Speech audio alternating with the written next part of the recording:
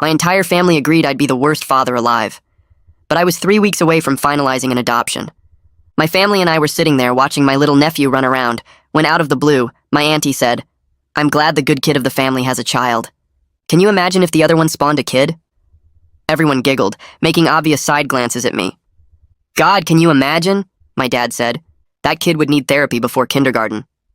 I set down my water and announced proudly, "Actually, I'm in the process of adopting a child." The entire table went silent. Then they started laughing even harder. "You're adopting?" My brother Julio nearly spit out his drink. "You don't even have a wife, man. You couldn't hold down a relationship in high school, college, or now." My mom shook her head.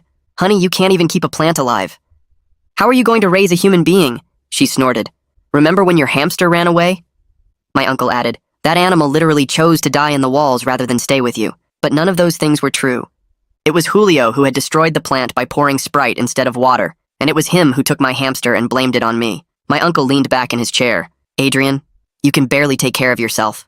Your apartment's a mess. You eat takeout every night, and you're always forgetting to pay your bills on time. That's not father material. That's a death sentence for the kid." The entire table roared into laughter again, but that only made me more determined. Over the next 6 months, I worked overtime to earn that promotion at work. Better job, better stability, better future for my son. Yeah, my son. 7-year-old Isaac, who'd been bouncing through foster care since he was 3. I made sure our apartment was clean and safe, cabinets filled with food and snacks. I learned to cook meals, take him out to all the places I'd wanted to go as a kid. I showed up to every supervised visit, every meeting, every appointment, even watched parenting videos on YouTube. But it wasn't easy. The first week Isaac moved in, I burned dinner 3 times and he cried himself to sleep asking for his old foster mom. When he got sick with the flu, I panicked so hard I called the nurse hotline 4 times in one night. I forgot about picture day, sent him to school in mismatched socks more times than I can count, and once accidentally used fabric softener instead of detergent for his clothes. There were nights I'd lie awake terrified I was proving my family right, but then Isaac started smiling more. Started running to me when I picked him up from school. Started calling me dad without me having to ask.